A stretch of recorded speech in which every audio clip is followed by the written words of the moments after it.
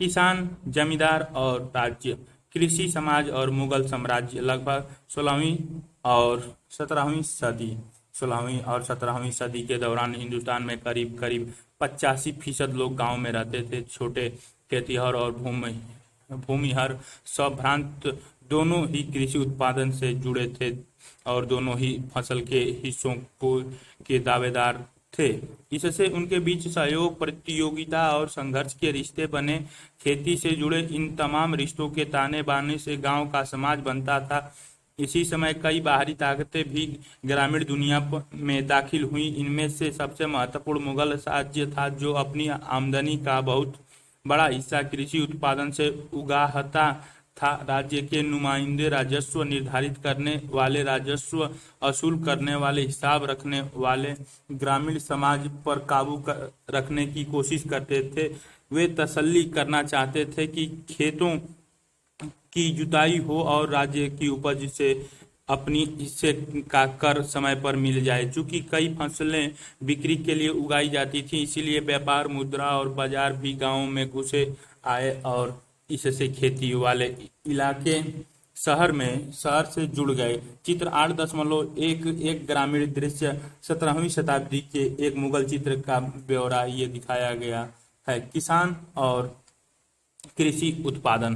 खेतिहर समाज की बुनियादी इकाई गांव थी, जिसमें किसान रहते थे। किसान साल भर अलग अलग मौसम में वे तमाम काम करते थे जिसमें फसल की पैदावार होती थी, जैसे कि जमीन की जुताई, बीज बोना और फसल पकने पर उसकी कटाई। इसके अलावा वे उन वस्तुओं के उत्पादन में भी शरीक होते थे जो कृषि आधारित थी, जैसे कि शक्कर, तेल इत्यादि। लेकिन सिर्फ मैदानी इलाकों में बसे किसानों की खेती ही ग्रामीण भारत की खासियत नहीं थी। कई ऐसे क्षेत्र भी थे, जैसे कि सूखी जमीन के विशाल हिस्सों में पहाड़ियों वाले इलाके, जहां उस तरह की खेती नहीं की जा सकती थी जैसा कि ज्यादा उपजाऊ जमीन पर।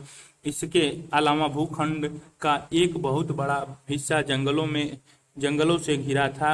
जब हम कृषि समाज की बात करते हैं, तब हमें इन भौगोलिक विविधताओं का ख्याल रखना चाहिए। स्रोतों की तलाश। चूंकि किसान अपने बारे में खुद नहीं लिखा करते थे, इसीलिए ग्रामीण समाज के क्रियाकलापों और उनकी जानकारी हमें उन लोगों से नहीं मिलती जो खेतों में काम करते थे। नतीजा जतन 16वीं और 17वीं सदी के कृषि इतिहास को समझने के लिए हमारे मुख्य स्रोत वे ऐतिहासिक ग्रंथ व दस्तावेज हैं जो मुगल दरबार की निगरानी में लिखे गए थे। देखिए अध्याय 9। सबसे महत्वपूर्ण ऐतिहासिक ग्रंथों में एक था आईने अकबरी। संक्षिप्त में आईना देखिए लगभग अनुभाग 8, जिसमें अकबर के दरबारी इतिहासकार अबुल फजल ने लिखा था। खेतों के की नियमित जुताई की तसल्ली करने के लिए राज्य के नुमाइंदों द्वारा करों की उगाही के लिए और राज्यों व ग्रामीण सत्तापोशी यानी कि जमींदारों के बीच के रिश्ते के नियमन के लिए जो इंतजाम राज्य ने किए थे, उसका लेखा जोखा इस ग्रंथ में बड़ी सावधानी से पेश किया जाता था। आईने का मुख्य उद्देश्य अकबर के साम्राज्य का एक ऐसा खाका पेश करना था जहां एक मजबूत सत्ताधारी वर्ग सामाजिक मेलजोल बना कर रखता था। आईने के लेखक के मुताबिक मुगल साम्राज्य के खिलाफ कोई बगावत या किसी भी किस्म की स्वतंत्रता सत्ता की दावेदारी का असफल होना पहले ही तय था। दूसरे शब्दों में, किसानों के बारे में जो कुछ हमें आईना से पता चलता है वह सत्ता के ऊंचे गलियारों का नजरिया है।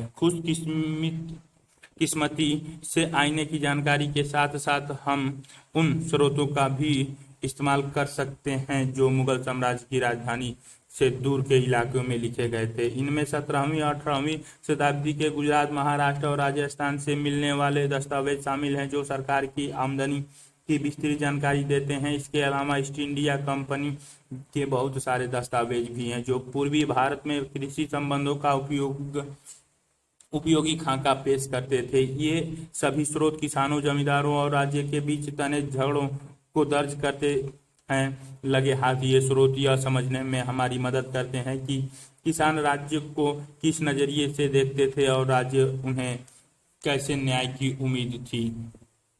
किसान और उनकी जमीन। मुगल काल के भारतीय फारसी स्रोत किसान के लिए आमतौर पर रैयत बहुवचन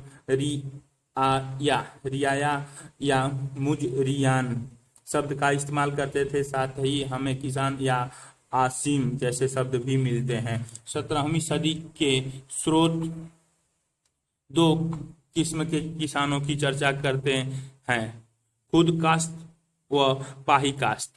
पहले किस्म के किसान वे थे जो उन्हीं गांव में रहते थे जिनकी उनकी जमीन थी। दूसरे पाही काश्त वे खेतिहर थे जो दूसरे गांव में ठेके पर खेती करने आते थे। लोग अपनी मर्जी से भी पाही काश्त बनाते थे।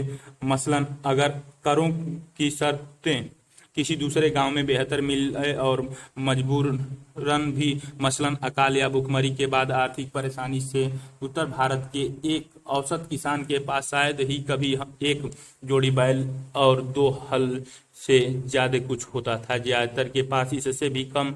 गुजरात के जिन किसानों के पास 6 एकड़ की जमीन थी वे समृद्ध माने जाते थे। दूसरी तरफ बंगाल में एक औसत किसान की जमीन की ऊपरी सीमा 5 एकड़ थी। 10 एकड़ जमीन वाले आसिम को अमीर समझा जाता था। खेती व्यक्तिगत मिल्कियत के सिद्धांत पर आधारित थी। किसानों की जमीन उसी तरह खरीदी और बेची जाती थी जैसे दूसरी संपत्ति मालिकों की। 19वीं सदी के दिल्ली आगरा इलाके में किसानों की मिल्कियत का यह विवरण 17वीं शताब्दी पर भी उतने ही लागू होता है। हल जोतने वाले खेतिहर किसानों हर जमीन को हदों पर मिट्टी, ईंट और कांटे से पहचान के लिए निशान लगाते थे और जमीन के ऐसे हजारों टुकड़ों किसी भी गांव में देखे जा सकते हैं। सिंचाई और तकनीकी। जमीन की बहुतायतता, मजदूरों की मौजूदगी और किसानों की गतिशीलता की वजह से कृषि का लगातार विस्तार हुआ। चूंकि खेती का प्राथमिक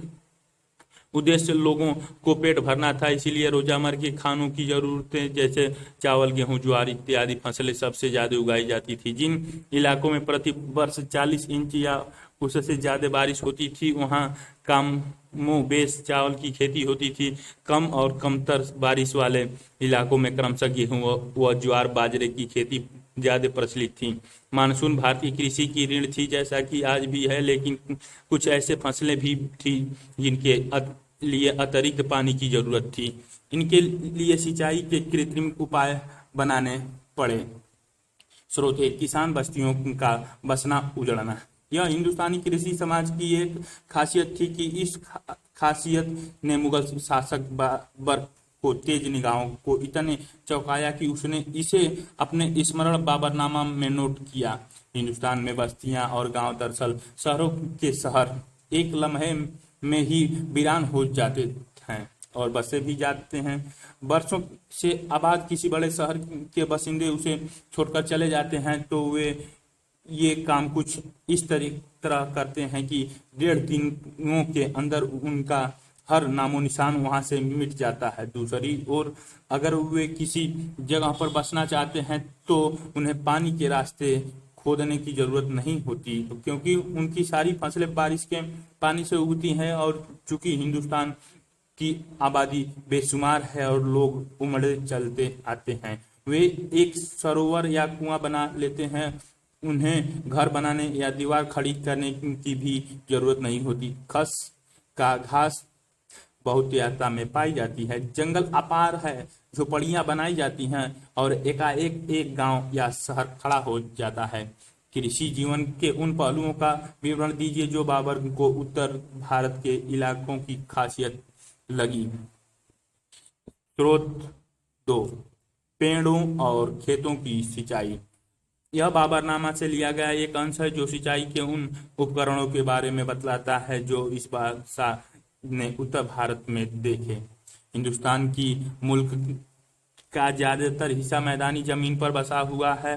हालांकि यहाँ शहर और खेती लायक जमीन की बहुतायत है, लेकिन कहीं भी बहते पानी का इंतजाम नहीं है। वे इसीलिए कि फसल उगाने या बागानों के लिए पानी की बिल्कुल जरूरत नहीं है। शरद ऋतु की फसलें बारिश के पानी से ही पैदा हो जाती हैं और ये हैरानगी की बात है कि बसंत ऋतु की फसलें तो तब भी पैदा हो जाती हैं जब बारिश बिल्कुल नहीं होता। फिर भी छोटे पेड़ों जैसे बाल्टियों या रहट के जरिए पानी पहुंचाया जाता है।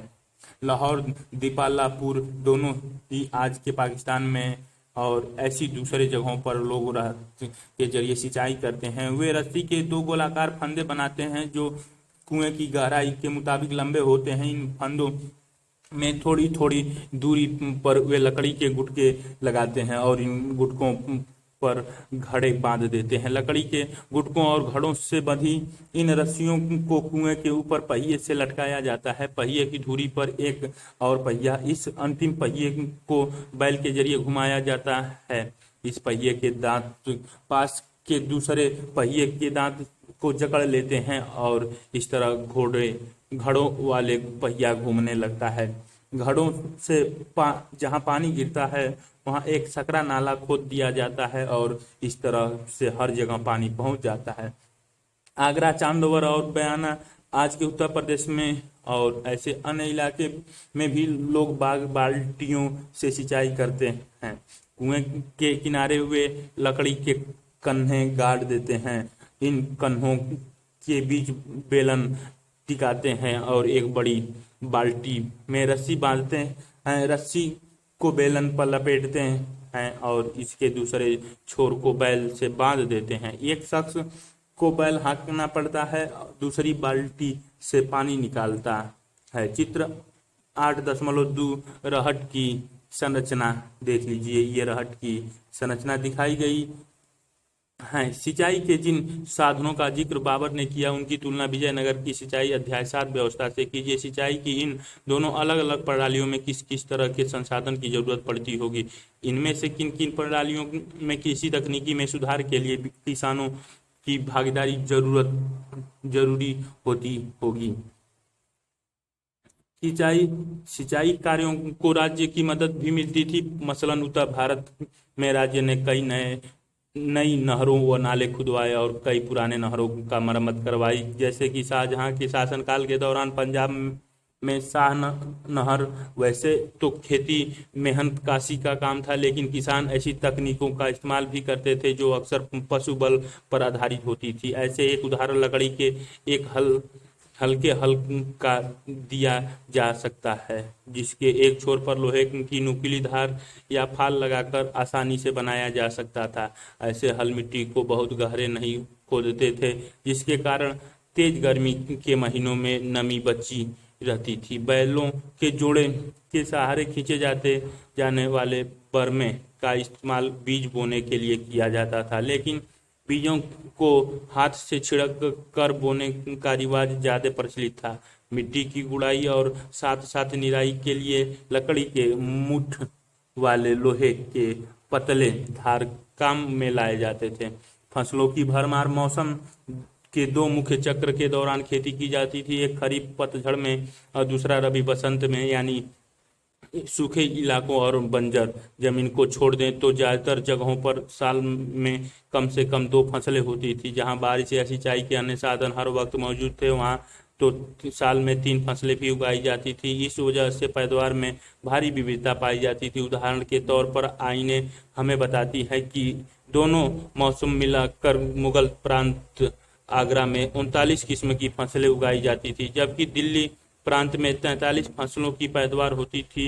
बंगाल में सिर्फ चावल की 50 किस्में पैदा होती थी। हालांकि मैदानी दैनिक आहारों की खेती पर ज्यादा जोर दिया जाता था, मगर इसका मतलब यह नहीं था कि मध्यकालीन भारत में खेती सिर्फ गुजारा करने के लिए की जाती थी। स्रोतों से हमें अक्सर जिन्स कामिल सर्वोत्तम फसलें जैसे लज्म मिलते हैं। मुगल राज्य भी किसानों को ऐसी फसलों की खेती करने के लिए बढ़ावा देता था, क्योंकि इनसे राज्य को ज्यादा कर मिलता था। कपास और गन्ने जैसी फसलें बेहतरीन जीन्स और कामिल थी। मध्य भारत और दक्कनी पठार में फैले हुए जमीन के बड़े बड़े टुकड़ों पर कपास उगाई जाती थी, जबकि बंगाल अपनी चीनी के लिए मशहूर था। तिलहन जैसे सरसों और दलहन भी नकदी फसल में आती थी। इससे पता चलता है कि एक औसत किसान की जमीन पर किस तरह पेट भरने के लिए होने वाले उत्पादन और व्यापार के लिए किए जाने वाले उत्पादन एक दूसरे से जुड़े हुए थे। तंबाकू का प्रसार। यह पौधा सबसे पहले दक्कन पहुंचा और वहां से 17वीं सदी के शुरुआत वर्षों में इसे उत्तर भारत तक लाया गया। आईना उत्तर भारत की फसलों की सूची में तंबाकू का जिक्र नहीं करती है। अकबर और इसके अभिजातों ने 1604 ईस्वी में पहली बार तंबाकू देखा। ऐसे लगता है कि इस समय तंबाकू का धूम्रपान हुक्के या चिलम में करने की लत ने जोर पकड़ा। जहांगीर इस बुरी आदत के फैलने से इतना चिंतित हुआ कि उसने इस पर पाबंदी लगा दी। यह पाबंदी पूरी तरह से बेअसर साबित हुई, क्योंकि हम जानते हैं कि 17वीं सदी के अंत तक तंबाकू पूरे भारत में खेती, व्यापार और उपयोग की मुख्य वस्तुओं में से एक था। कृषि की समृद्ध और आबादी की बढ़ोतरी। कृषि उत्पादन के ऐसे विविध और लचीले तरीकों का एक बड़ा नतीजा यह निकला कि आबादी धीरे धीरे बढ़ने लगी। आर्थिक इतिहासकारों की गणना के मुताबिक समय समय पर होने वाली भूमि भूखमरी और महामारी के बावजूद 1600 से 1700 के बीच भारत की आबादी 5 करोड़ बढ़ गई। 200 वर्षों में यह करीब 33% बढ़ोतरी थी। 17वीं सदी में दुनिया के अलग अलग हिस्सों में से कई नई फसलें भारतीय उपमहाद्वीप पहुंची। मसलन मक्का भारत में अफ्रीका से और स्पेन के रास्ते आया और 17वीं सदी तक इनकी गिनती पश्चिमी भारत की मुख्य फसलों में होने लगी। टमाटर, आलू और मिर्च जैसी सब्जियां नई दुनिया से लाई गईं। इस तरह अनानास और पपीता जैसे फल वहीं से आए। चर्चा कीजिए इस अनुभाग में खेती संबंधी जिन क्रियाकलापों और तकनीकों की चर्चा हुई है, उनमें से कौन कौन से अध्याय 2 में वर्णित तकनीकों और क्रियाकलापों से मिलती जुलती हैं और कौन कौन से भिन्न हैं। ग्रामीण समुदाय। ऊपर लिखी बातों से जाहिर है कि कृषि उत्पादन में किसानों की पूरा जोर भागीदारी और पहल होती थी। इससे मुगल साम्राज्य के कृषि संबंधों पर क्या असर पड़ता था, यह पता करने के लिए आइए हम समाज के उन समूहों पर एक नज़र डालें जो खेती के विस्तार के शरीक होते थे। साथ ही हम उनके बीच के रिश्तों और झगड़ों पर भी गौर करेंगे। हम पहले देख चुके हैं कि किसान की अपनी जमीन पर व्यक्तिगत मिल्कियत होती थी। साथ ही जहां तक उनके सामाजिक अस्तित्व का सवाल है, कई मायनों में वे एक सामूहिक ग्रामीण समुदाय का हिस्सा थे। इस समुदाय के 3 घटक थे: खेतिहर, किसान, पंचायत और गांव का मुखिया, मुकद्दम या मंडल। चित्र 8.3 आरंभिक 19वीं शताब्दी का एक चित्र जिसमें पंजाब के एक गांव को दिखाया गया है। चित्र में महिलाएं और पुरुष क्या क्या करते दिखाए गए हैं। गांव की वास्तुकला का भी वर्णन कीजिए। जाति और ग्रामीण माहौल। जाति और अन्य जाति जैसे भेदभावों के वजह से खेतिहर किसान कई तरह के समूहों में बटे थे। खेती की जुताई करने वालों में एक बड़ी तादाद ऐसे लोगों की थी जो नीच समझे जाने वाले कामों में लगे थे या फिर खेतों में मजदूरी करते थे। हालांकि खेती लायक जमीन की कमी नहीं थी, फिर भी कुछ जाति के लोगों को सिर्फ नीच समझे जाने वाले काम ही दिए जाते थे। इस तरह वे गरीब रहने के लिए मजबूर थे। जनगणना तो उस वक्त नहीं होती थी, पर जो थोड़े बहुत आंकड़े और तथ्य हमारे पास हैं उनसे पता चलता है कि गांवों की आबादी का बहुत बड़ा हिस्सा ऐसे ही समूहों का था जिनके पास संसाधन सबसे कम थे और ये जाति व्यवस्था की पाबंदियों से बंधे थे। इनकी हालत काम बेस वैसी ही थी जैसी कि आधुनिक भारत में दलितों की। दूसरे संप्रदायों में भी ऐसे भेदभाव फैलने लगे। मुसलमान समुदायों में हलाल खोरान जैसे नीच कामों से जुड़े समूह गांव के हदों के बाहर ही कर सकते थे। इसी तरह बिहार में मल्लाह जादाओं, शाब्दिक अर्थ नाविकों के पुत्र, की तुलना दासों से की जा सकती थी। समाज के निचले तबकों में जाति, गरीबी और सामाजिक हैसियत के बीच सीधा रिश्ता था। ऐसे बीच के समूहों में नहीं था। 17वीं सदी में मारवाड़ में लिखी गई एक किताब राजपूतों की चर्चा किसानों के रूप में करती है। इस किताब के मुताबिक जाट भी किसान थे, लेकिन जाति व्यवस्था में उनकी जगह राजपूतों के मुकाबले नीची थी। 17वीं सदी के राजपूत होने का दावा वृंदावन उत्तर प्रदेश के इलाके में गांव समुदाय ने भी किया। बावजूद के कि वे जमीन की जुताई के काम में लगे थे। पशुपालक और बागवानी में बढ़ते मुनाफों की वजह से अहीर, गुर्जर और माली जैसे जातियां सामाजिक सीढ़ी में ऊपर उठी। पूर्वी इलाकों में पशुपालक और मछुआरा जाति जैसे सदगोप व केरवत भी किसानों की सी सामाजिक स्थिति पाने लगी। पंचायतों और मुखिया गांव की पंचायत में बुजुर्गों का जमावड़ा होता था। आमतौर पर वे गांव के महत्वपूर्ण लोग हुआ करते थे जिनके पास अपनी संपत्ति के पुश्तैनी अधिकार होते थे। जिन गांवों में कई जातियों के लोग रहते थे वहां अक्सर पंचायत में विविधता पाई जाती थी। यह एक ऐसा अल्पतंत्र था जिसमें गांव के अलग अलग संप्रदायों और जातियों की नुमाइंदगी होती थी। फिर भी इसकी संभावना कम ही है कि छोटे मोटे और नीच काम करने वाले खेतिहर मजदूरों के लिए इसमें कोई जगह होती होगी। पंचायत का फैसला गांव को सबको मानना पड़ता था। पंचायत का सरदार एक मुखिया होता था जिससे मुकद्दम या मंडल कहते थे।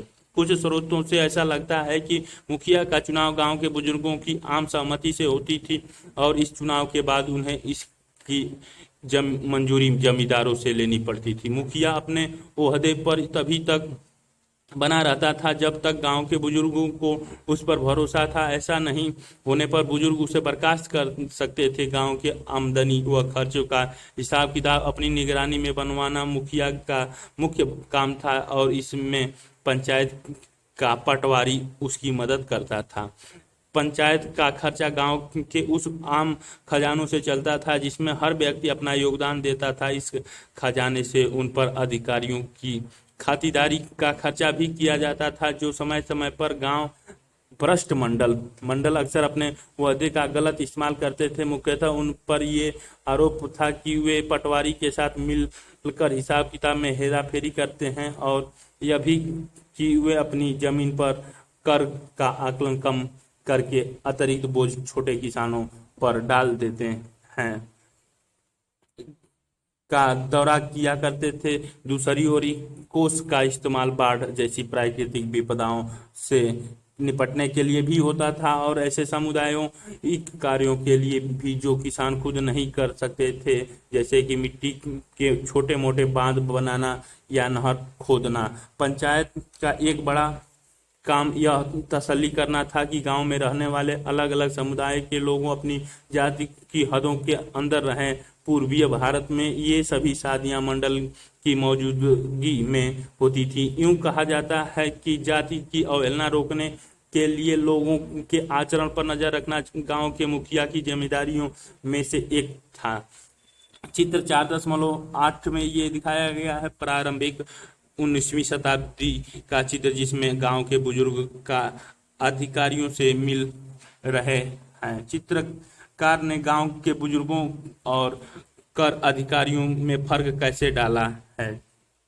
पंचायतों को जुर्माना लगाने और समुदायों से निष्कासित करने जैसे ज्यादातर गंभीर दंड देने के अधिकार थे। समुदाय से बाहर निकलना एक कड़ा कदम था जो एक सीमित समय के लिए लागू किया जाता था। इसके तहत दंडित व्यक्ति को दिए हुए समय के भीतर गांव छोड़ना पड़ता था।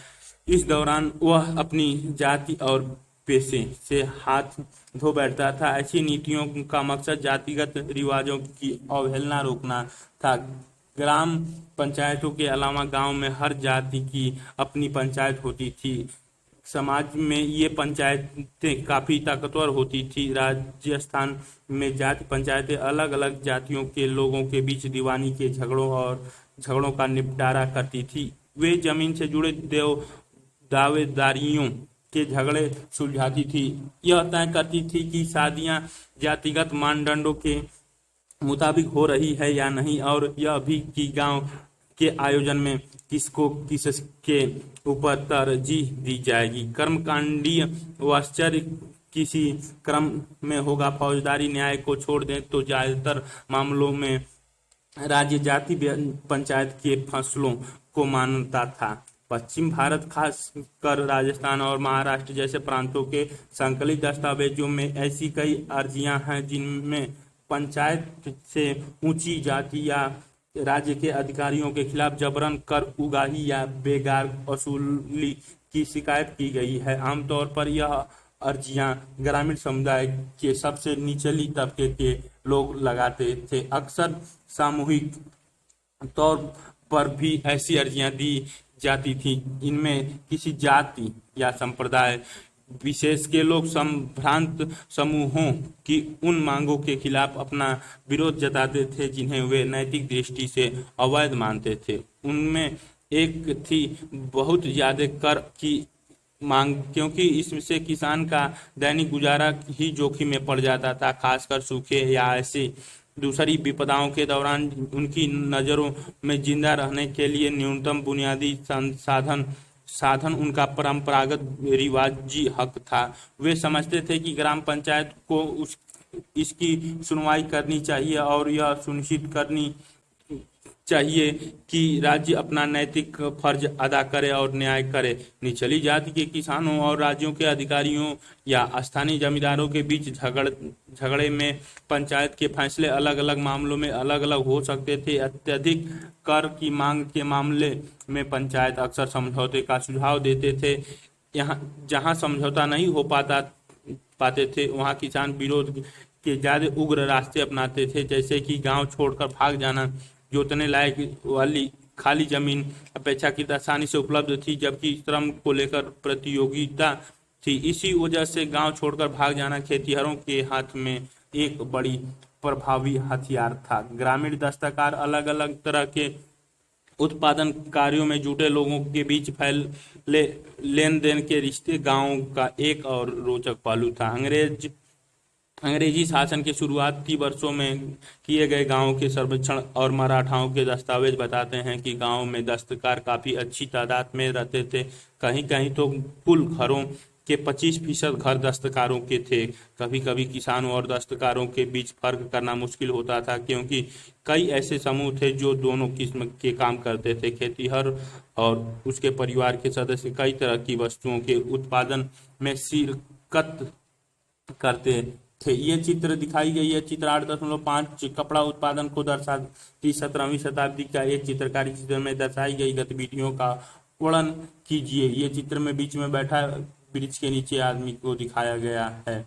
मसलन रंगरेजी कपड़े पर छपाई, मिट्टी के बर्तनों को पकाना, खेती और औजार को बनाना या उनकी मरम्मत करना। उन महीनों में जब उनके पास खेती के काम से फुर्सत होती थी, जैसे कि बुआई और सुहाई के बीच या सुहाई और कटाई के बीच, उस समय ये खेतीहर दस्तकारी का काम करते थे। कुम्हार, लोहार, बढ़ई, नाई, यहाँ तक कि सुनार जैसे ग्रामीण दस्तकारों भी अपनी सेवाएं गांव के लोगों को देते थे, जिसके बदले गांव वाले उन्हें अलग अलग तरीकों से उन सेवाओं को अदायगी करते थे। आमतौर पर या तो उन्हें फसल का एक हिस्सा दे दिया जाता था या फिर गांव की जमीन का एक टुकड़ा,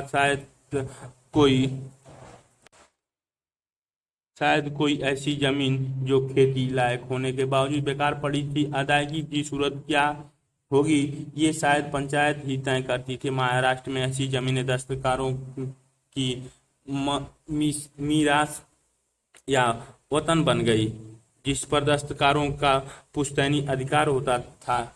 यही व्यवस्था कभी कभी थोड़े बदले हुए रूप में भी पाई जाती थी, जहां दस्तकारों और हर के खेतीहर परिवार परस्पर बातचीत करके अदायगी की किसी एक व्यवस्था पर राजी होते थे। ऐसे में आमतौर पर वस्तुओं और सेवाओं का विनिमय होता था। उदाहरण के तौर पर 18वीं सदी के स्रोत बताते हैं कि बंगाल में जमींदार उनकी सेवाओं के बदले लोहार, बढ़ई और सुनार तक को रोज का भत्ता और खाने के लिए नकदी देते थे। इस व्यवस्था को जजमानी कहते थे। हालांकि यह शब्द 16वीं और 17वीं सदी में बहुत इस्तेमाल नहीं होता था। ये सबूत मजेदार हैं क्योंकि इनसे पता चलता है कि गांव के छोटे स्तर पर फेरबदल के रिश्ते कितने पेचीदा थे। ऐसा नहीं है कि नगद अदायगी का चलन बिल्कुल ही नदारद था। एक छोटा गणराज्य ग्रामीण समुदायों की अहमियत को हम कैसे समझें? 19वीं सदी के कुछ अंग्रेज अफसरों ने भारतीय गांवों को एक ऐसे छोटे गणराज्य के रूप में देखा जहां लोग सामूहिक स्तर पर भाईचारे के साथ संसाधनों और श्रम का बंटवारा करते थे, लेकिन ऐसा नहीं लगता कि गांव में सामाजिक बराबरी थी। संपत्ति की व्यक्तिगत मिल्कियत होती थी, साथ ही जाति और जेंडर सामाजिक लिंग के नाम पर समाज में गहरी विषमताएं थी। कुछ ताकतवर लोग गांव के मसलों पर फैसले लेते थे और कमजोर वर्ग का शोषण करते थे। न्याय करने का अधिकार भी उन्हीं को मिला हुआ था।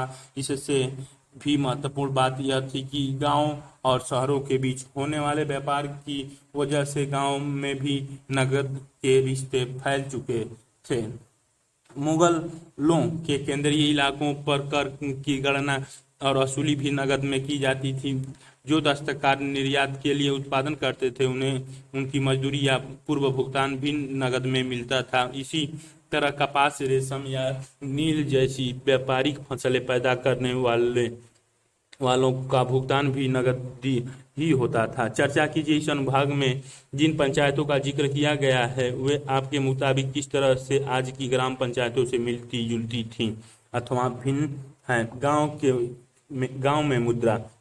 17वीं सदी में फ्रांसीसी यात्री ज्यां बैप्टिस्टस तैवेनियर की यह बात उल्लेखनीय लगी कि भारत में वे गांव बहुत ही छोटे कहे जाएंगे जिनमें मुद्रा की फेर बदल करने वाले, जिन्हें सराफ कहते हैं, न कि एक बैंकर की तरह सराफ हवाला भुगतान करते हैं और अपनी मर्जी के मुताबिक पैसे के मुकाबले रुपए को कीमत बढ़ा देते हैं और कौड़ियों के मुकाबले पैसे की। ये चित्र में दिखाई गई है। चित्र 8.6 सराफ अपने काम में लगा हुआ है। कृषि समाज में महिलाएं। जैसा कि शायद कई समाजों में अपने गौर किया होगा कि उत्पादन की प्रक्रिया में मर्द और महिलाएं खास किस्म की भूमिका अदा करते हैं। जिस संदर्भ में हम बात कर रहे हैं वहाँ महिलाएं और मर्द कंधे से कंधा मिलाकर खेतों में काम करते थे। मर्द खेत जोतते थे, वह हल चलाते थे और महिलाएं बुआई, निराई और कटाई के साथ साथ पकी हुई फसल का दाना निकालने में काम करती थी। जब छोटी छोटी ग्रामीण इकाइयों का और किसान की व्यक्तिगत खेती का विकास हुआ, जो मध्यकालीन भारतीय कृषि की खासियत थी, तब घर परिवार के संसाधन और श्रम उत्पादन की बुनियाद बने। स्वाभाविक तौर पर ऐसे ही लिंग बोध के आधार पर आमतौर पर किया जाने वाला फर्क घर के महिलाएं और बाहर के लिए मर्द मुमकिन नहीं था। फिर भी महिलाओं की जैव वैज्ञानिक क्रियाओं को लेकर लोगों के मन में पूर्वाग्रह बने रहे। मसलन पश्चिमी भारत में राजस्वला महिलाओं को हल या कुम्हार का चाकू छूने की इजाजत नहीं थी।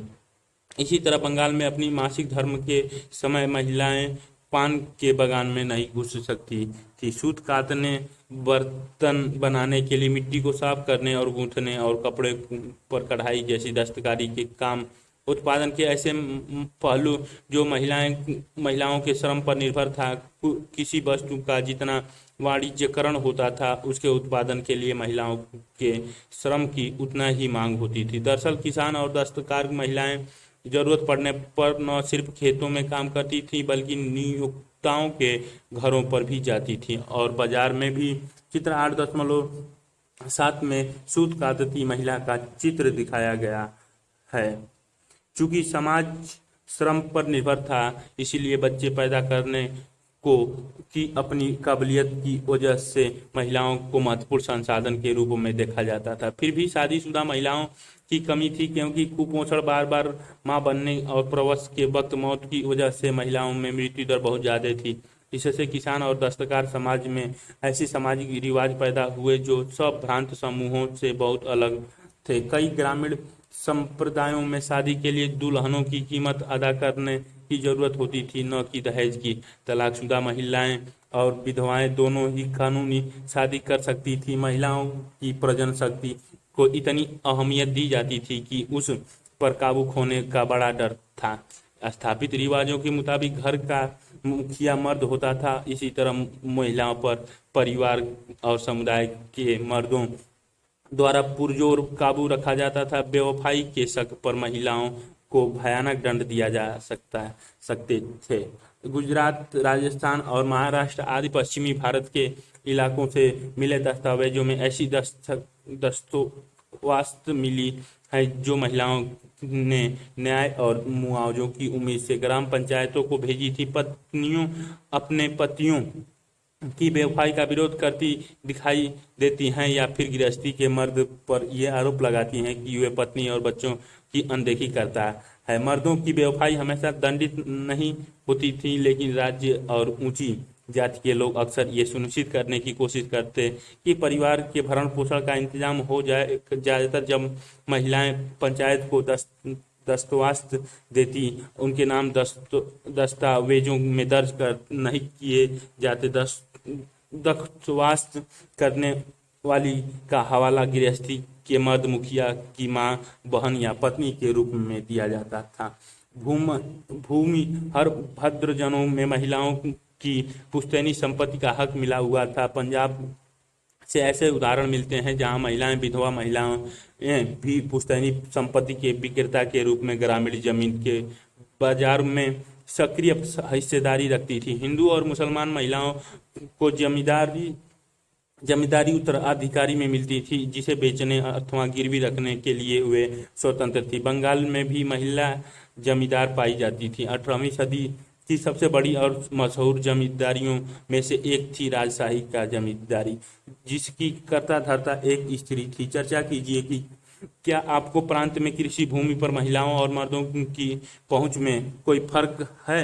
ये चित्र पहला वाला दिखाया गया है। 8.8 का फतेहपुर सीकरी का निर्माण, महिलाएं पत्थर तोड़ रही हैं। चित्र 8.8 ख में बोझ धोती महिलाएं आसपास के दूसरे गांवों से आने वाली महिलाओं अक्सर ऐसा निर्माण स्थलों पर काम करती थी। जंगलों और कबीले बसे हुए गांवों के परे ग्रामीण भारत में बसे हुए लोगों की खेती के अलावा भी बहुत कुछ था। उत्तर पश्चिम भारत की गहरी खेती वाले प्रदेशों को छोड़ दे तो जमीन के कई विशाल हिस्से जंगल या झाड़ियों खरबंदी से घिरे थे। ऐसे इलाकों झारखंड सहित पूरे पूर्वी भारत, मध्य भारत, उत्तरीय क्षेत्र जिसमें भारत नेपाल के सीमावर्ती इलाकों की तराई शामिल है, दक्षिणी भारत का पश्चिमी घाट और दक्कन के पठार में फैले हुए थे। हालांकि इस काल में अखिल भारतीय स्तर पर जंगलों के फैलाव का औसतन निकालना लगभग असंभव है। फिर भी समसामयिक स्रोतों से मिली जानकारी के आधार पर यह अंदाजा लगाया जा सकता है कि यह औसतन करीब करीब 40% था। सामयिक संरचनाएं जंगल में रहने वाले के लिए जंगली शब्द का इस्तेमाल करती हैं, लेकिन जंगली होने का मतलब सभ्यता का न होना बिल्कुल नहीं था। वैसे आजकल इस शब्द का प्रचलित अर्थ यही है कि उन दिनों इस शब्द का इस्तेमाल ऐसे लोगों के लिए होता था जिनका गुजारा जंगल के उत्पादों, शिकारों, स्थानांतरीय खेती से होता था। ये काम मौसम के मुताबिक होते थे। उदाहरण के तौर पर भीलों में बसंत के मौसम में जंगल के उत्पाद इकट्ठा किए जाते थे। गर्मियों में मछली पकड़ी जाती थी। मानसून के महीनों में खेती की जाती थी और शरद व जाड़े के महीनों में शिकार किया जाता था। यह सिलसिला लगातार गतिशीलता की बुनियाद पर खड़ा था और इस बुनियाद को मजबूत भी करता था। लगातार एक जगह से दूसरी जगह घूमते रहने इन जंगलों में रहने वाले कबीलों की एक खासियत थी। जहां तक राज्य का सवाल है, उसके लिए जंगल उलट फेर वाला इलाका था, बदमाशों को शरण देने वाला अड्डा। मवास एक बार फिर हम बाबर की ओर देखते हैं, जो कहता है कि जंगल एक ऐसा रक्षा कवच था जिसके पीछे परगना के लोग कड़े विद्रोही हो जाते थे और कर अदा करने से मुकर जाते थे। जंगलों में घुसपैठ, जंगल में बाहरी ताकतें कई तरह से घुसती थी। मसलन राज्य को सेना के लिए हाथियों की जरूरत होती थी, इसलिए जंगलवासियों से ली जाने वाली पेशकश में अक्सर हाथी भी शामिल होते थे। ये चित्र दिखाए गए हैं। चित्र 8.9 नीलगाय का शिकार करते हुए शाहजहां का चित्र बादशाहनामा से। आप इस चित्र में जो देखते हैं उसका वर्णन कीजिए। इसमें ऐसी कौन सी संकेत तत्व है जो शिकार और एक आदर्श न्याय व्यवस्था को जोड़ता है। ये एक आदर्श न्याय व्यवस्था और एक शिकार से दोनों को जोड़ता है।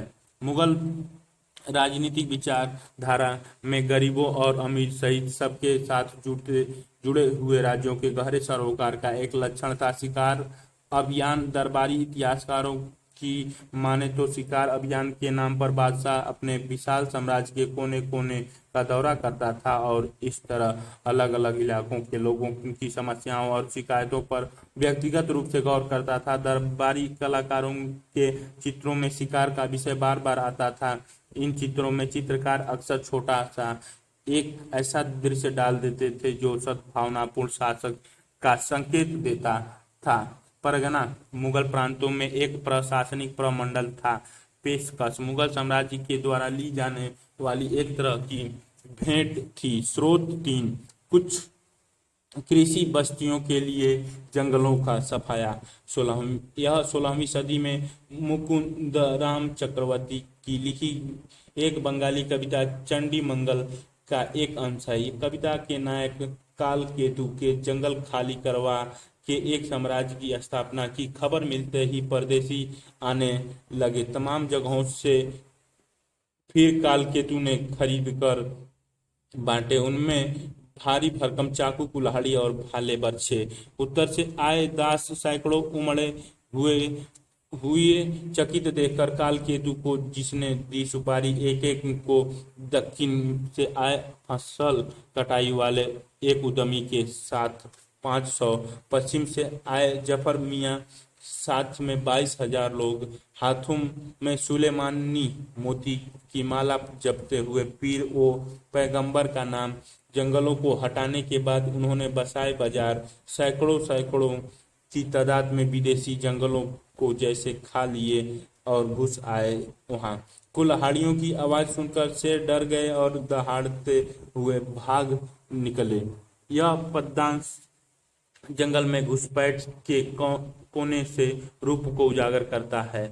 इसके संदेश की तुलना चित्र 8.9 में दिए गए लघु चित्र से कीजिए। जंगल में रहने वाले लोगों के अनुसार पद्यांश में किन्हीं विदेशी बताया गया है। पद्यांश में किन्हीं विदेशी बताया गया है। स्रोत 4 पहाड़ी कबीलों और मैदानों के बीच व्यापार लगभग 1595।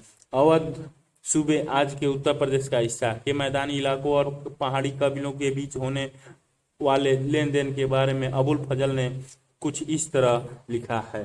उत्तर के पहाड़ों से इंसानों मोटे मोटे घोड़ों और बकरों की पीठ पर लादकर बेशुमार सामान ले जाते हैं, जैसा कि सोना, तांबा, शीशा, कस्तूरी, सूरा, गाय, याक की पूंछ, शहद, चूक, संतरे के रस और नींबू के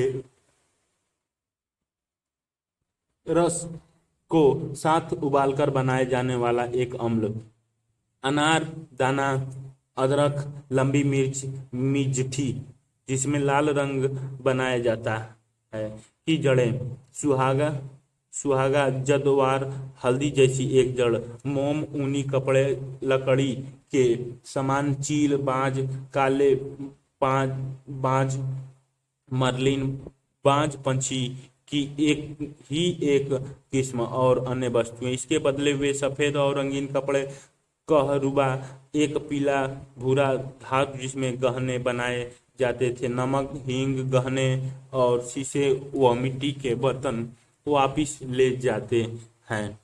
इस अनुच्छेद में परिवहन के कौन से तरीके का जिक्र किया गया है? आपके मुताबिक इनका इस्तेमाल क्यों किया जाता है? मैदानों में जो सामान्य पहाड़ ले जाए जाते थे उनमें से हर एक वस्तु किस काम में लाई जाती होगी, इसका खुलासा कीजिए।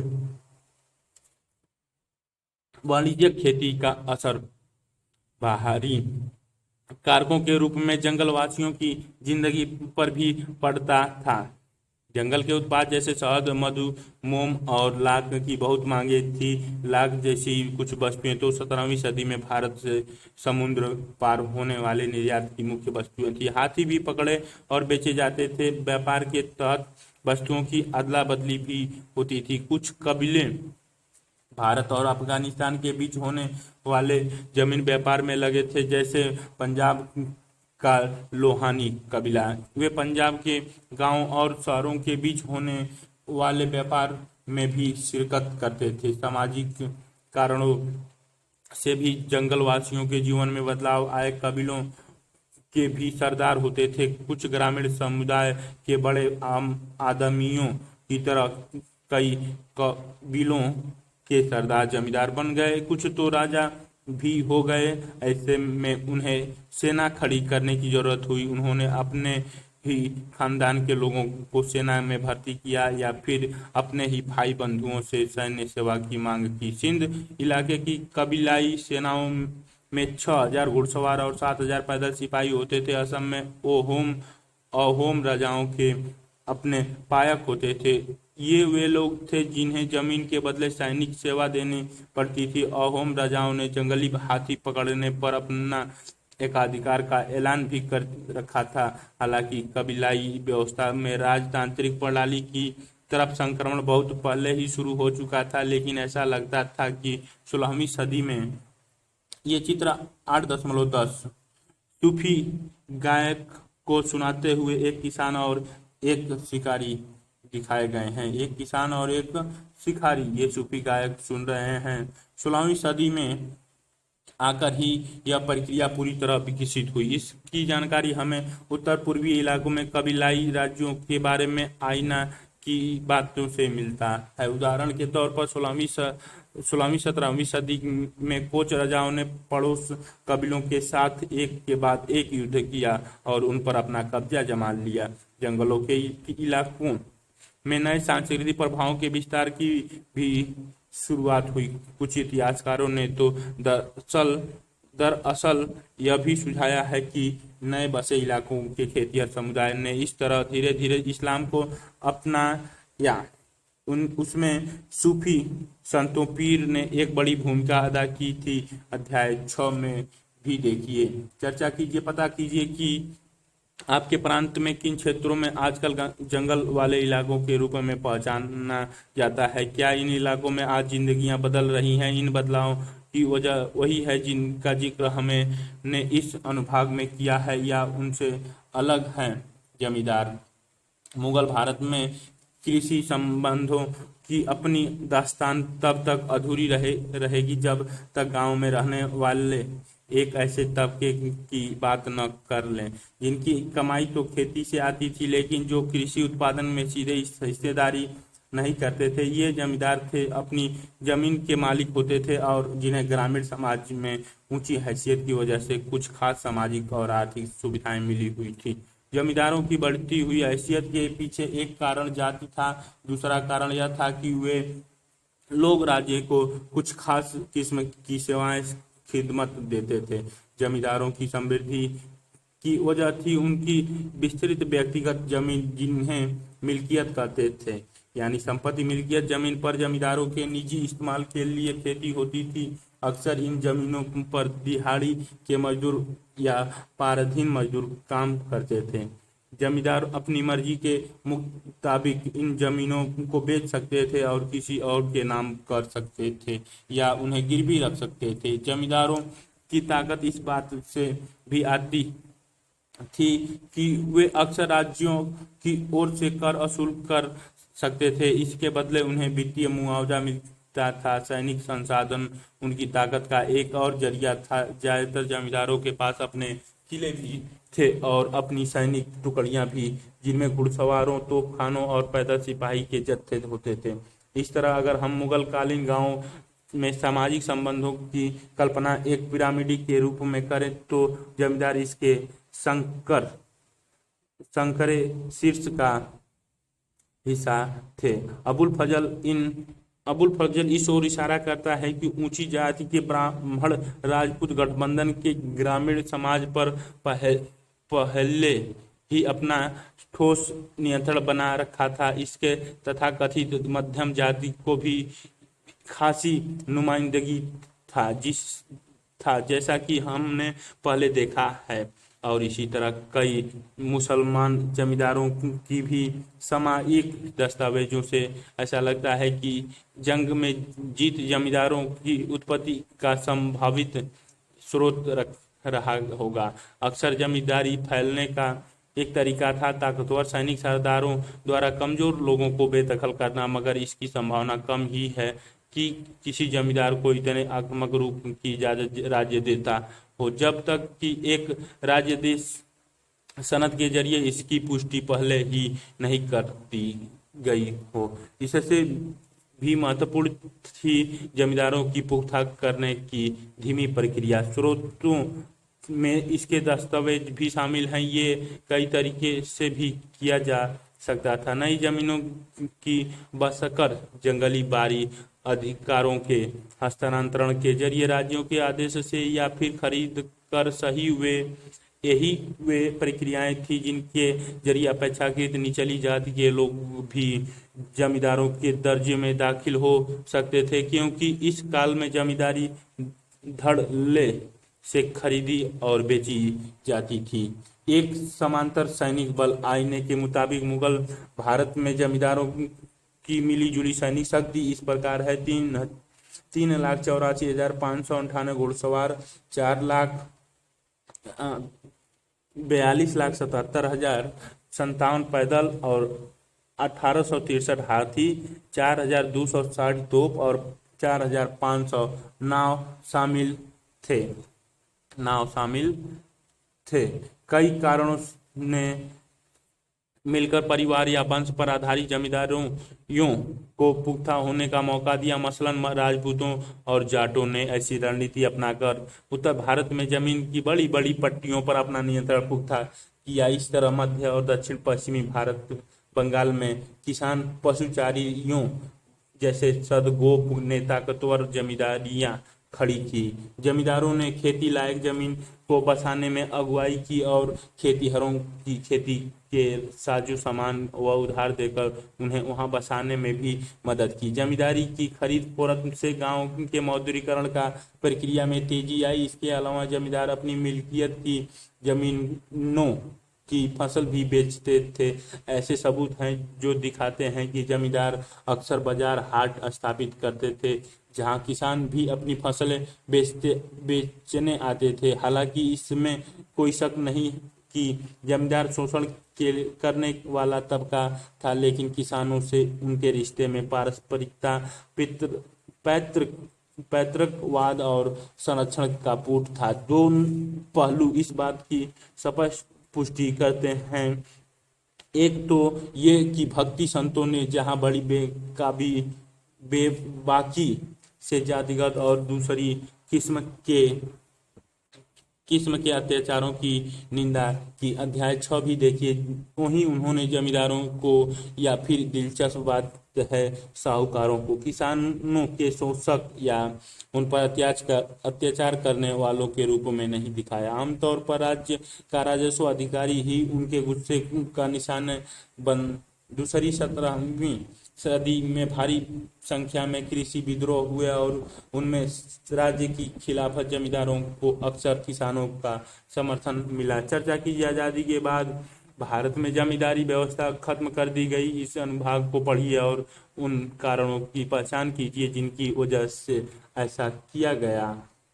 भू राजस्व प्रणाली, जमीन से मिलने वाला राजस्व मुगल साम्राज्य की आर्थिक बुनियाद थी। इस कारण से कृषि उत्पादन पर नियंत्रण रखने के लिए और तेजी से फैलते साम्राज्यों में तमाम इलाकों में राजस्व आकलन व वसूली के लिए यह जरूरी था कि राज्य का एक प्रशासनिक तंत्र खड़ा करें। दीवान, जिसके दफ्तर पर पूरे राज्य की वित्तीय व्यवस्था को देखरेख की जिम्मेदारी थी, इस तंत्र में शामिल था। इस तरह हिसाब रखने वाले और राजस्व अधिकारी खेती की दुनिया में दाखिल हुए और कृषि संबंधों को शक्ल देने में एक निर्णायक ताकत के रूप में उभरे। लोगों पर कर की बोझ निर्धारित करने से पहले मुगल राज्य ने जमीन और उस पर होने वाले उत्पादन के बारे में खास किस्म की सूचनाएं इकट्ठा करने की कोशिश की। भू राजस्व के इंतजाम में 2 चरण थे। पहला कर निर्धारण और दूसरा वास्तविक वसूली। जमा निर्धारण रकम थी और हासिल सचमुच वसूली गई रकम। अमील, गुजार या राजस्व वसूली करने वालों के कामों की सूची में अकबर ने यह हुक्म दिया कि जहां उसे अमीर गुजार को कोशिश करनी चाहिए कि खेती हर नगद भुगतान करे, वहीं फसलों में भुगतान का विकल्प भी खुला रहे। राजस्व निर्धारित करते समय राज्य अपना हिस्सा ज्यादा से ज्यादा रखने की कोशिश करता था, मगर स्थानीय हालत की वजह से कभी कभी सचमुच में इतनी वसूली कर पाना संभव नहीं हो पाता था। हर प्रांत में जुती हुई जमीन और जोतने लायक जमीन दोनों की नपाई की गई। अकबर के शासनकाल में अबुल फजल ने आईने में ऐसी जमीनों के सभी आंकड़ों को संकलित किया। इसके बाद के बादशाहों के शासनकाल में भी जमीन की नपाई के प्रयास जारी रहे। मसलन 1665 में औरंगजेब ने अपनी राजस्व कर्मचारियों को स्पष्ट निर्देश दिया कि हर गांव में खेतिहरों की संख्या का सालाना हिसाब रखा जाए। स्रोत 7।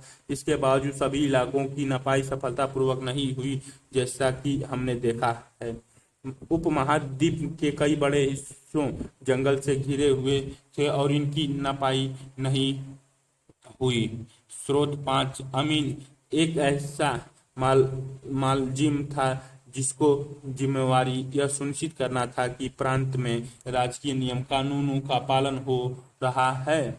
अकबर के शासन में भूमि का वर्गीकरण। आईने में वर्गीकरण के मानदंडों की निम्नलिखित सूचियां दी गई हैं। अकबर बादशाह ने अपनी गहरी दूरदर्शिता के साथ जमीनों का वर्गीकरण किए और हर एक वर्ग की जमीन के लिए अलग अलग राजस्व निर्धारित किया। पोलज वह जमीन है जिसमें एक के बाद एक हर फसल की सालाना खेती होती है और जिसे कभी खाली नहीं छोड़ा जाता है। पड़ौती परती या पड़ौती पर जमीन है जिस पर कुछ दिनों के लिए खेती रोक दी जाती है ताकि वह अपनी खोई ताकत वापस पा सके। चचर वह जमीन है जो 3 या 4 वर्ष तक खाली रहती है। बंजर वह जमीन है जिस पर 5 या उससे ज्यादा वर्ष से खेती नहीं की गई हो। पहले 2 प्रकार की जमीनों की 3 किस्में हैं, अच्छी, मध्यम और खराब। वे हर किस्म की जमीनों के उत्पादन को जोड़ देते हैं और इसका तीसरा हिस्सा मध्यम उत्पाद माना जाता है, जिसका 1/3 हिस्सा शाही शुल्क माना जाता है। अपने अधीन इलाकों में जमीन का वर्गीकरण करते वक्त मुगल ने किन सिद्धांतों का पालन किया? राजस्व निर्धारण किसी प्रकार किया जाता था। मानचित्र 1। मुगल साम्राज्य का विस्तार। भू राजस्व की असूली पर राजस्व साम्राज्य के विस्तार का क्या प्रभाव पड़ा? मनसबदारी व्यवस्था। मुगल प्रशासन व्यवस्था के शीर्ष पर एक सैनिक नौकरशाही तंत्र मनसबदारी था, जिस पर राज्य के सैनिक व नागरिक मामलों की जिम्मेदारी थी। कुछ मनसबदारों को नगदी भुगतान भी किया जाता था, जब उनमें से ज्यादातर को साम्राज्य के अलग अलग हिस्सों से राजस्व के आवंटन के जरिए भुगतान किया जाता था। समय समय पर उनका तबादला किया जाता था। अध्याय 9 देखिए। ये चित्र समरकंद। पहले ये लाल वाले बाबर का शासन 1530 में, उसके बाद ये पीला अकबर का शासन 1605 में, औरंगजेब का शासन 1707 में। समरकंद बल्ख, काबुल, कंधार, लाहौर, पानीपत, दिल्ली, आगरा, अम्बेर, अजमेर, पटना, रोहतास, गोवा, अरब सागर और बंगाल की खाड़ी ये चित्र में दिखाई गई है। स्रोत 6। नगद या जींस। आईने से यह एक और अनुच्छेद है। अमील गुजार सिर्फ नगद लेने की आदत न डालें, बल्कि फसल भी लेने के लिए तैयार रहें। यह बाद वाला तरीका कई तरह से काम में लाया जा सकता है। पहला, कण कुत। हिंदी जुबान में कण का मतलब है अनाज और कुत अंदाजा। अगर कोई शक हो तो फसल को 3 अलग अलग पुलिंदों में काटना चाहिए, अच्छा, मध्यम और बदतर, और इस तरह शक दूर करना चाहिए। अक्सर अंदाज से किया गया जमीन का आकलन भी पर्याप्त रूप से सही नतीजा देता है। दूसरी, बटाई, जिसे भाओली भी कहते हैं, में फसल काटकर जमा कर लेते और फिर सभी पक्षों में मौजूदगी में वे राजमंदी में बंटवारा करते। लेकिन इसमें कई समझदार निरीक्षकों की जरूरत पड़ती है। वरना दुष्ट बुद्धि और मक्कार धोखेबाजी की नीयत रखते हैं। तीसरे, खेत बटाई पर जब वे बीज बोने के बाद खेत बांट लेते हैं। चौथे लांग बटाई, सम फसल बांटने के बाद वे उसका ढेर बना लेते हैं और फिर उसे अपने में बांट लेते हैं और हर एक पक्ष अपना हिस्सा घर ले जाता है और उससे मुनाफा कमाता है। राजस्व निर्धारण व वसूली के हर एक प्रणाली में खेतिहरों पर क्या फर्क पड़ता था? स्रोत: 7 जमा 1665 में अपने राजस्व अधिकारी को औरंगजेब द्वारा दिए गए हुक्म का एक अंश। वे परगनाओं के अमीरों को निर्देश दे कि वे हर गांव, हर किसान आसामीवार के बाबत खेती के मौजूदा हालत मौजूदात पता करें और बारीकी से उनकी जांच करने के बाद सरकार के वित्तीय हितों, किफायत व किसानों के कल्याण को ध्यान में रखते हुए जमा निर्धारित करें। आपकी राय में बादशाह ने विस्तृत सर्वेक्षण पर क्यों जोर दिया है? चर्चा कीजिए। क्या आप मुगलों की भू राजस्व प्रणाली को एक लचीला व्यवस्था मानेंगे? ये चित्र दिया गया है। चित्र 8.11 अकबर द्वारा जारी किए गए चांदी के रुपए की दोनों तरफ दिखाई गई हैं, ये ऊपर है और नीचे। चांदी का बहवा। मुगल साम्राज्य एशिया के उन बड़े साम्राज्यों में एक था जो 16वीं और 17वीं सदी में सत्ता और संसाधनों पर अपनी पकड़ मजबूत बनाने में कामयाब रहे। ये साम्राज्य थे मिंग चीन में, सफावी ईरान में और ऑटोमन तुर्की में। इन साम्राज्यों की राजनीतिक स्थिरता ने चीन से लेकर भूमध्य सागर तक जमीनी व्यापार का जीवंत जाल बिछाने में मदद की। खेती यात्राओं से और नई दुनिया के खुलने से यूरोप के साथ एशिया के, खास कर भारत के व्यापार में भारी विस्तार हुआ। इसी वजह से भारत के समुद्र पार व्यापार में एक और भौगोलिक विविधता आई, तो दूसरी ओर कई नई वस्तुओं का व्यापार भी शुरू हो गया। लगातार बढ़ते व्यापार के साथ भारत निर्यात से होने वाले वस्तुओं का भुगतान करने के लिए एशिया में भारी मात्रा में चांदी आई। इस चांदी का एक बड़ा हिस्सा भारत की तरफ खिंच गया। यह भारत के लिए अच्छा था क्योंकि यह चांदी के प्राकृतिक संसाधन नहीं थे।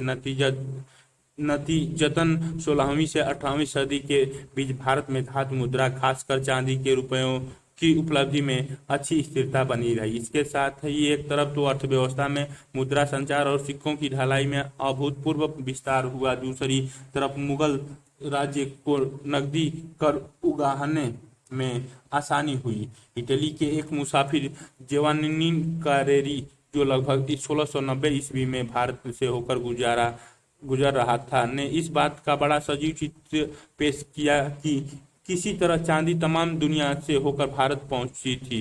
उसी से हमें यह भी पता चलता है कि 17वीं सदी के भारत में बड़ी अद्भुत मात्रा में नगद और वस्तुओं का आदान प्रदान हो रहा था।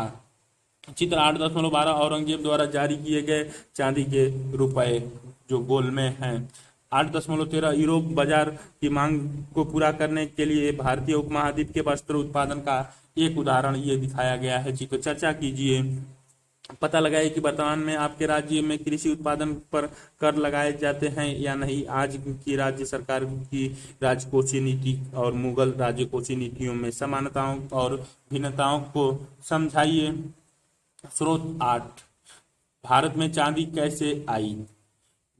जियोवान्नि कारेरी के लेखन बर्नियर के लेख पर आधारित है। वे निम्नलिखित अंशों से हमें पता चलता है कि मुगल साम्राज्य में कितनी भारी मात्रा में बाहर से धन आ रहा था। मुगल साम्राज्य की धनी संपत्ति का अंदाजा लगाने के लिए पाठक इस बात पर गौर करें कि दुनिया भर में विचरने वाला सारा सोना चांदी आखिरी कर यहीं पहुंच जाता है। ये सब जानते हैं कि इसका बहुत बड़ा हिस्सा अमेरिका से आता है और यूरोप के कई राज्यों से होते हुए इसका थोड़ा सा हिस्सा कई तरह की वस्तुओं के लिए तुर्की में जाता है और थोड़ा सा हिस्सा रेशम के लिए सिमरन होते हुए फारस पहुंचता है। और जब चूंकि तुर्की लोग काफी से अलग नहीं रह सकते, तो जो कि ओमान और अरबिया से आती है और न ही फारस। अरबिया और तुर्की के लोग भारत की वस्तुओं के बिना रह सकते हैं।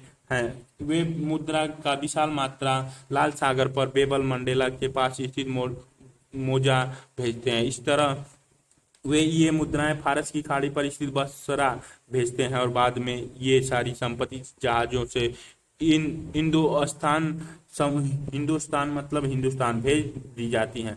भारतीय जहाजों के अलावा जो डच, अंग्रेजी और पुर्तगाल जहाज हर साल हिंदुस्तान की वस्तुएं लेकर पेंगू, तानसेरी, म्यांमार के हिस्सों, श्याम, थाईलैंड, सीलोन, श्रीलंका, मालदीव के टापू, मोजाम्बिक और अन्य जगहों ले जाते हैं। इन्हीं जहाजों को निश्चित तौर पर बहुत सारा सोना चांदी इन देशों से लेकर वहां हिंदुस्तान पहुंचाना पड़ता है। वे सब कुछ जो डच लोग जापान की खानों से हासिल करते हैं, देर सवेर हिंदुस्तान को चला जाता है और यहाँ से यूरोप को जाने वाली सारी वस्तुएं, चाहे वे फ्रांस जाए या इंग्लैंड या पुर्तगाल, सभी नगद में खरीदी जाती हैं। जो नगद वहीं हिंदुस्तान में रह जाता है। अबुल फजल की आईने अकबरी आंकड़ों के वर्गीकरण के एक बहुत बड़े ऐतिहासिक और प्रशासनिक परियोजना का नतीजा था, जिसका जिम्मा बादशाह अकबर के हुक्म पर अबुल फजल ने उठाया था। अकबर के शासन के 42वें वर्ष 1598 ईस्वी में 5 संशोधन के बाद इसे पूरा किया गया। आईने इतिहास लिखने के एक ऐसे बृहद परियोजना का हिस्सा था जिसकी पहल अकबर ने की थी। इस परियोजना का परिणाम था अकबरनामा, जिसे 3 जिल्दों में रचा गया। पहली 2 जिल्दों ने ऐतिहासिक दास्तान पेश की। इन हिस्सों पर हम अध्याय 9 में ज्यादा करीब नजर डालेंगे। तीसरी जिल्द आईने अकबरी को शाही नियम कानून के सारांश और साम्राज्य के एक राजपत्र की सूरत में संकलित किया गया था। आईने कई मसलों पर विस्तार से चर्चा करती है। दरबार प्रशासन और सेना का संगठन, राजस्व के स्रोत और अकबरी साम्राज्य के प्रांतों का भूगोल और लोगों के साहित्यिक, सांस्कृतिक व धार्मिक रिवाज, अकबर की सरकार के तमाम विभागों और प्रांत सूबे के बारे में विस्तार से जानकारी देने के अलावा आईने इन सूबों के बारे में पेचीदे और आंकड़ेबद्ध सूचनाएं बड़ी बारीकी से देती हैं। इन सूचनाओं को इकट्ठा करके उन्हें सिलसिलेवार तरीके से संकलित करना एक महत्वपूर्ण शाही का वायदा था। इसने बादशाह को साम्राज्य के तमाम इलाकों में प्रचलित रिवाजों और पेशों की जानकारी दी। इस तरह हमारे लिए आईने अकबरी के शासन के दौरान मुगल साम्राज्य के बारे में सूचनाएं की खान है। फिर भी यह ध्यान रखना महत्वपूर्ण है कि आईना का नजरिया क्षेत्रों के बारे में केंद्र की नजरिया, या यूं ही कहें कि समाज के शीर्ष से देखी हुई समाज की तस्वीर। आईना 5 भागों दफ्तर का संकलन, जिसमें पहले 3 भाग प्रशासन का विवरण देते हैं। मंजिल आबादी के नियम से पहली किताब शाही घर परिवार और उसके रखरखाव से ताल्लुक रखती है। दूसरा भाग सिपाही आबादी, सैनिक व नागरिक प्रशासन और सैनिक के पुस्तक में बारे में है। इस भाग में शाही अफसरों, मनसबदार, विद्वानों, कवियों और कलाकारों की संक्षिप्त जीवनियां शामिल हैं। तीसरा मुल्की आबादी वह भाग है जो साम्राज्य के प्रांतों के वित्तीय पहलुओं पर तथा राजस्व के दरों के आंकड़ों की विस्तृत जानकारी देने के बाद 12 प्रांतों का बयान देता है। इस खंड में सांख्यिकी की सूचनाएं तफसील से दी गई हैं, जिसमें सूबे और उनकी तमाम प्रशासनिक, वित्तीय इकाइयां, सरकार, परगना और महल के भौगोलिक, सांस्कृतिक और आर्थिक रेखाचित्र भी शामिल हैं। इस खंड में हर प्रांत और उसकी अलग अलग इकाइयों की कुल मापी गई जमीन और निर्धारित राजस्व जमा भी दी गई है। सूबा स्तर की विस्तृत जानकारी देने के बाद आईना हमें सूबे के नीचे की इकाई सरकारों के बारे में विस्तार से बताती है। ये सूचनाएं तालिकाबद्ध तरीके से दी गई हैं, जहां हर तालिका में 8 खाने हैं जो हमें निम्नलिखित सूचनाएं देते हैं। परगनात, महल, किला, अराजी और जमीन ए पाईमुद, मापे गए इलाके, नगद निर्धारित राजस्व, सुयुरगल, दान में दिए गए राजस्व, अनुदान, जमींदार खाने और 8-9 में जमींदारों की जाति और उनके घुड़सवार, पैदल सिपाही, पदा व हाथी, फील साहित्य, उनके फौज की जानकारी दी गई है। मुल्क आबादी उत्तर भारत के कृषि समाज का विस्तृत, आकर्षक व पेचीदा चित्र पेश करती हैं। चौथी और पांचवी किताब दफ्तर भारत के लोगों के मजहबी, साहित्यिक और सांस्कृतिक रीति रिवाजों से ताल्लुक रखती हैं। इसके आखिरी में अकबर के शुभ वचनों का संग्रह भी है। ये चित्र में अकबर 4.14 अबुल फजल अपने आश्रयदाताओं को अकबरनामा की पांडुलिपि पेश कर रहे हैं। स्रोत 9, खुशकिस्मती के गुलाब बाग की सिंचाई। नीचे दिए गए अंश में अबुल फजल ने बड़े साफ तौर पर खुलासा किया है कि उसने कैसे और किनसे अपनी सूचनाएं हासिल की। अबुल फजल वल्द मुबारक को यह शानदार हुक्म दिया गया, शासनदार घटनाओं और राज्य क्षेत्र अधीन करने वाली हमारी फतहों की दास्तान ईमानदारी के कलम से लिखो। तसल्ली से मैंने काफ़ी खोजबीन और हिम्मत करके महामहिम की गतिविधियों के सूबे और दस्तावेज इकट्ठा किए और बहुत समय तक राज्य के मुलजिमों व शाही परिवार के सदस्यों के साथ जवाब तलब किया। मैंने सच बोलने वाले समझदार बुजुर्गों और फुर्तीले दिमाग वाले सत्कर्मी जवान दोनों की बात को परखा और उनके बयानों को लिखित रूप में दर्ज किया। सूबे को शाही हुक्म जारी किया गया कि पुराने मुलजिमों में जिस किसी को बीते वक्त की घटनाएं याद हों, पूरे विश्वास के साथ या मामूली शक के साथ भी वे अपने स्मरण को लिखे और उसे दरबार भेज दे। फिर उस पाक मौजूदगी के कक्ष से एक और हुक्म रोशन हुआ, वे ये कि जो सामग्री जमा की जाए उसे शाही मौजूदगी में पढ़कर सुनाया जाए और बाद में जो कुछ भी लिखा जाना हो उसे उस महान किताब में परिशिष्ट की शक्ल में जोड़ दिया जाए और ये कि ऐसे ब्यौरे जो जांच पड़ताल की बारीकियों की वजह से या मामलों की बारीकियों की वजह से उसी समय अंजाम तक नहीं लाए जा सके,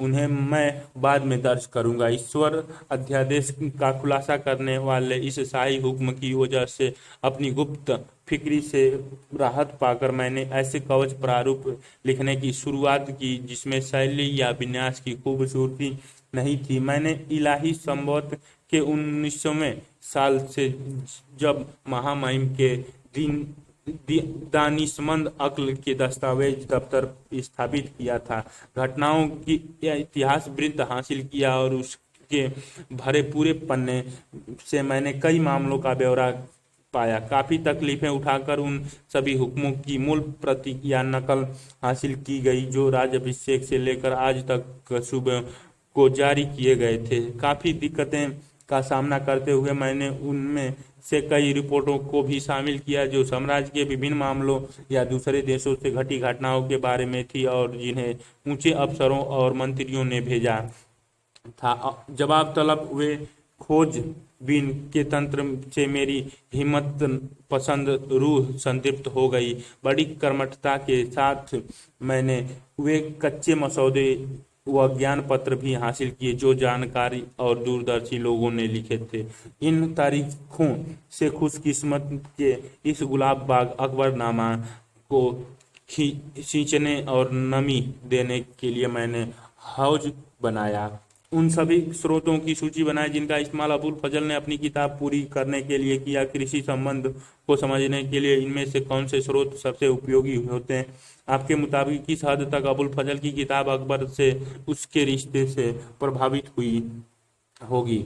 हालांकि बादशाह अकबर के शासन की सहूलियत के लिए आईने को आधिकारिक तौर पर विस्तृत सूचनाएं जमा करने के लिए प्रयोजित किया गया था, फिर भी यह किताब आधिकारिक दस्तावेजों की महज नकल से कहीं बढ़कर थी। हम जानते हैं कि इसकी पांडुलिपियों को लेखक द्वारा 5 बार संशोधित किया गया।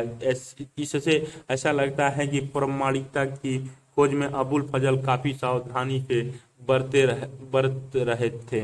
उदाहरण के तौर पर मौखिक बयानों को तथ्य के रूप में किताब में शामिल करने से पहले अन्य स्रोतों से उनकी असलियत और सच्चाई की पुष्टि करने की कोशिश की जाती थी। सांख्यिकी वाले खंडों में सभी आंकड़ों को अंकों के साथ शब्दों में भी लिखा गया ताकि बाद की प्रतियों में नकल की गलतियां कम हो कम से कम हो। फिर भी जिन इतिहासकारों ने ध्यान से आईने का अध्ययन किया वे बताते हैं कि यह ग्रंथ पूरी तरह समस्याओं से परे नहीं है। जोड़ करने में कई गलतियां पाई गई। ऐसा माना जाता है कि या तो ये अंकगणित की छोटी मोटी चूक है या फिर नकल उतारने के दौरान अबुल फजल के सहयोगियों की भूल है। आमतौर पर ये गलतियां मामूली हैं और एक व्यापक स्तर पर किताबों के आंकड़े की सच्चाई को कम नहीं करती। आईने की एक और सीमा यह है कि इसके संख्यात्मक आंकड़ों में विषमताएं हैं। सभी सूबों में आंकड़े एक ही शक्ल के नहीं एकत्रित किए गए।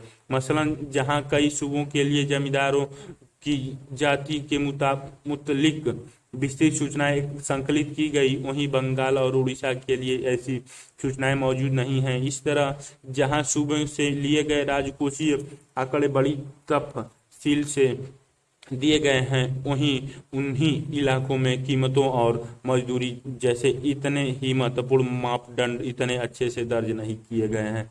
कीमतों और मजदूरी की दरें की जो विस्तृत सूचनाएं आईने में दी भी गई हैं, वह साम्राज्य की राजधानी आगरा या उसके इर्द गिर्द के इलाकों से ली गई हैं। जाहिर है कि देश के बाकी हिस्सों के लिए इन आंकड़ों की प्रासंगिकता सीमित है। आईने का अनुवाद। आईने की अहमियत की वजह से कई विद्वानों ने इसका अनुवाद किया। हेनरी ब्लैकमैन ने इसे संपादित किया और कलकत्ता, आज का कोलकाता के एशियाटिक सोसाइटी ने अपनी बिब्लियोथीका श्रृंखला में इसे छापा। इस किताब का 3 खंडों में अंग्रेजी अनुवाद भी किया गया। पहले खंड का मानक अंग्रेजी अनुवाद ब्लैकमैन का कलकत्ता 1873। बाकी 2 खंडों के अनुवाद H.S. जैरेट ने किया कलकत्ता 1891 और 1894 में। इन सीमाओं के बावजूद आईने अपने समय के लिए एक असामान्य व अनोखा दस्तावेज है। मुगल साम्राज्य के गठन और उसकी संरचना को मंत्रमुग्ध करने वाली झलकियां दिखाकर और उसके बशिंदों व उत्पादों के बारे में सांख्यिकी आंकड़े देकर अबुल फजल मध्यकालीन इतिहासकारों की अब तक प्रचलित परंपराओं से कहीं आगे निकल गए और यह निश्चित तौर पर एक बड़ी उपलब्धि थी। गौरतलब है कि मध्यकालीन भारत में अबुल फजल से पहले के इतिहासकार ज्यादातर राजनीतिक वरीयताओं के बारे में ही लिखते थे। ये जंग फतह सियासी साजिशें या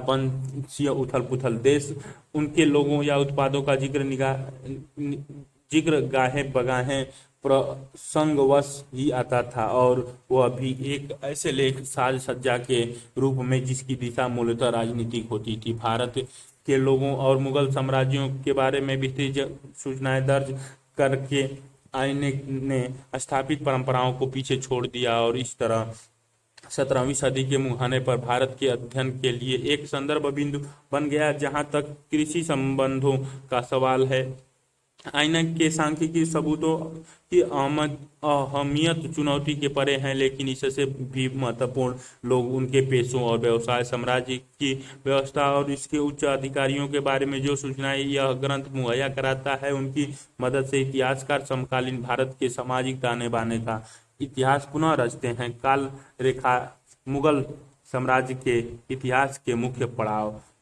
1526 दिल्ली के सुल्तान इब्राहिम लोदी को पानीपत से हराकर बाबर पहला मुगल बादशाह बनता है। 1530 से 40 में हुमायूं के शासन का पहला चरण। 1540 से 55 तक शेर शाह को हराकर हुमायूं सफावी दरबार में प्रवासी बनकर रहता है। 1555 से 56 में हुमायूं खोए हुए राज्य को फिर से हासिल करता है। 1556 से 1605 में अकबर का शासनकाल था। 1605 से 1627 में जहांगीर का शासनकाल था। 1628 से 58 में शाहजहां का शासनकाल था। 1658 से 1707 में औरंगजेब का शासनकाल था। 1739 नादिर शाह भारत पर आक्रमण करता है और दिल्ली को लूटता है। 1761 में अहमद शाह अब्दिल पानीपत के तीसरे युद्ध में मराठाओं को हराता है। 1765 बंगाल की दीवानी अधिकार ईस्ट इंडिया कंपनी को सौंप दिए जाते हैं। 1857 में अंतिम मुगल बादशाह बहादुर शाह जफर को अंग्रेज गद्दी से हटा देते हैं और देश निकाल देकर रंगून, आज का योगन, म्यांमार भेज देते हैं। अधिक जानकारी के लिए और भी पढ़ सकते हैं। ये चित्र दिया गया है, चित्र दर्शाता सुनार को दर्शाते हुए 17वीं शताब्दी का चित्र 8.15 में दर्शाया गया है। यदि आप जानकारी चाहते हैं तो इन्हें पढ़िए। सुमिता गुहा 1999 में environment and the ethnicity in India, Cambridge University Press, Cambridge में। Irfan Habib 1999 the agrarian system of Mughal India 56 से 7 तक, second edition, Oxford University Press, New Delhi. WHO Moreland 1983 पुनर्मुद्रण, India gate, the death of the Akbar in economy study, Oriental, New Delhi. Tapan Ray Chaudhuri and Irfan Habib संपा, 2004 the Cambridge economy history of the Indian volume first, oriental, लैंगमैन, New Delhi. Dietmar Rothermund 1993 economy history of the Indian from pre colonial times to 1991, Routledge, London. Sanjay Subrahmanyam संपादक 1994 money and the market in India 1100-1700, Oxford University Press, New Delhi. अधिक जानकारी के लिए आप निम्नलिखित website पर जाकर दे http://PRESSIN Persian हम और ऑर्गेनाइजेशन पर्सियन इन इंडेक्स GSP सर्वाइवल फील्ड से। यह चित्र दिया गया है। 8.16 मिठाई बेचती हुई महिलाएं दिखाई